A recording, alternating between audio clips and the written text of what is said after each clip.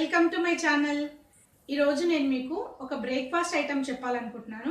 అది ఏంటి అంటే బ్రెడ్ ఆమ్లెట్. సో మనం బ్రెడ్ ఆమ్లెట్స్ చాలా రకాలుగా చేస్తాము. నేను ఇంతకుముందు కూడా ఒక వీడియోలో నేను ఒక బ్రెడ్ ఆమ్లెట్ చూపించాను. ఇది వేరే రకం బ్రెడ్ ఆమ్లెట్. దీంట్లో ఏముంటుంది అంటే ఒకటి పిల్లల కోసం స్వీట్ బ్రెడ్ ఆమ్లెట్ ఉంటుంది, పెద్దవాళ్ళ కోసం హాట్ బ్రెడ్ ఆమ్లెట్ ఉంటుంది. సో ఈ బ్రెడ్ ఆమ్లెట్ ఎలా తయారు చేయాలి ఏంటి అని చేసే ముందు మీలో ఎవరైనా మొదటిసారి నా ఛానల్ చూస్తున్నట్టయితే తప్పకుండా సబ్స్క్రైబ్ చేసుకోండి. సబ్స్క్రైబ్ చేసుకున్న వెంటనే ఒక బెల్ ఐకాన్ వస్తుంది. దాన్ని క్లిక్ చేశారంటే నా నెక్స్ట్ వీడియో ఎప్పుడు అప్లోడ్ చేసినా మీకు వెంటనే నోటిఫికేషన్ వచ్చేస్తుంది. సో ఈ వీడియో మీకు నచ్చినట్టయితే లైక్ చేయండి, మీ ఫ్రెండ్స్ అండ్ రిలేటివ్స్తో షేర్ చేసుకోండి. ఇప్పుడు మనం ఆ బ్రెడ్ ఆమ్లెట్ ఎలా తయారు చేయాలి, అందులో ఏమేమి ఇంగ్రీడియంట్స్ వేయాలి, ఇవన్నీ తెలుసుకుందాము. ఇవన్నీ తెలుసుకోవడంతో పాటు బ్రెడ్ ఆమ్లెట్ తయారు చేసుకొని తిని ఎలా ఉందో నేను మీకు చెప్తాను. సో మనం వెంటనే బ్రెడ్ ఆమ్లెట్ చేయడానికి వెళ్ళిపోదాం పదండి. ఇక్కడ ఒక గిన్నె తీసుకున్నాను. అందులో మనకి ఒక 3 స్పూన్స్ షుగర్ వేసుకోవాలి. షుగర్ కొంచెం ఎక్కువ స్వీట్ ఇష్టపడే వాళ్ళు ఇంకొంచెం ఎక్కువ వేసుకోండి. సో అందులో కొంచెం గోరువెచ్చగా ఉన్న మిల్క్ వేసుకుందాము, ఎందుకంటే ఈ షుగర్ కరిగిపోవాలి కదా. సో కొంచెం గోరువెచ్చగా ఉన్న పాలు మనం వేసుకొని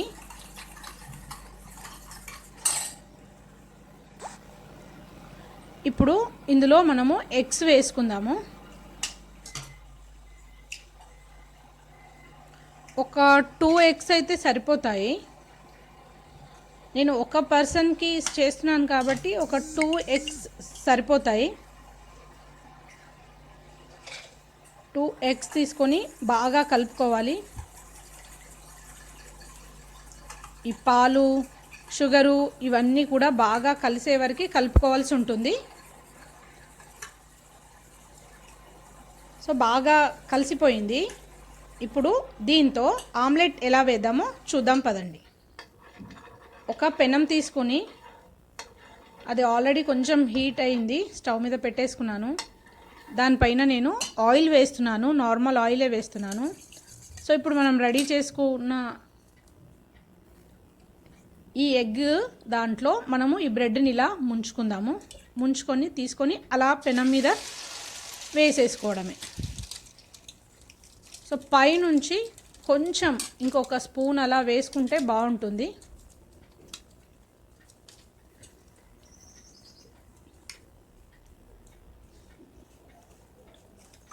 సో స్టవ్ హైలో పెట్టకూడదు, మీడియం ఫ్లేమ్లోనే పెట్టాలి, లేదా అంటే ఇది మాడిపోతుంది. సో మీడియం ఫ్లేమ్ పైనే ఇది 2 వైపులా మనం కాల్చుకోవాల్సి ఉంటుంది.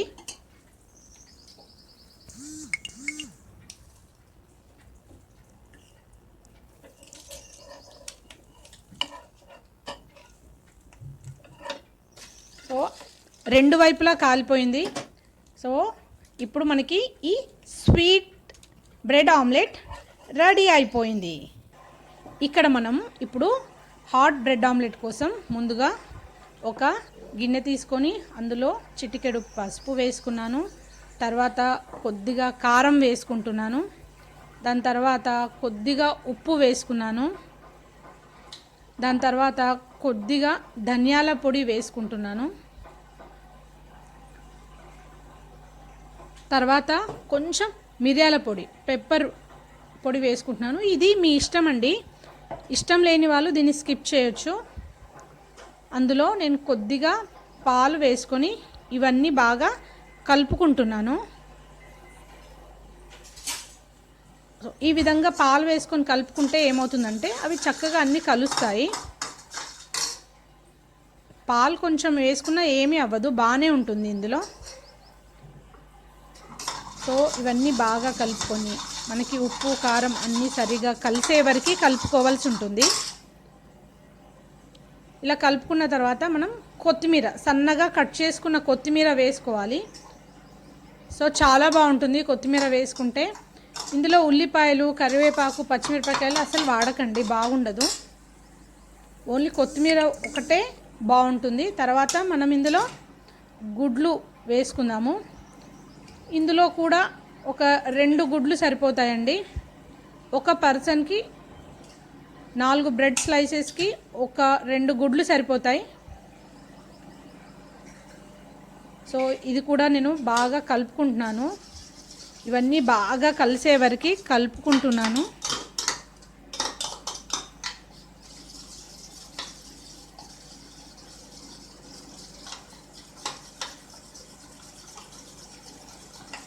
ఇప్పుడు బాగా కలిసిపోయింది.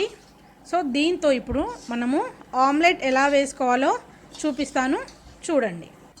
ఇక్కడ పెనం తీసుకొని నూనె రుద్దుకుంటున్నాను. పెనం పైన నూనె రుద్దుకున్నాక మనము కొత్తిమీరతో కలుపుకున్న ఈ బ్రెడ్ ఆమ్లెట్ దీంట్లో మనము బ్రెడ్ని ఇలా ముంచుకొని దీన్ని నెమ్మదిగా తీసుకొని మనం పెనం మీదకి వేసుకోవాలి. ఇంకొంచెం వేసుకొని పైనుంచి అన్ని వైపులా సరిగ్గా ఉందా లేదా అని చూసుకొని దీన్ని కూడా మనము మీడియం ఫ్లేమ్ పైనే కాల్చుకోవాల్సి ఉంటుంది. స్టవ్ హైలో అస్సలు పెట్టకూడదు. సో కొత్తిమీర ఎంత బాగా కనపడుతుంది కదండి, చాలా టేస్ట్గా ఉంటుంది. ఇది కూడా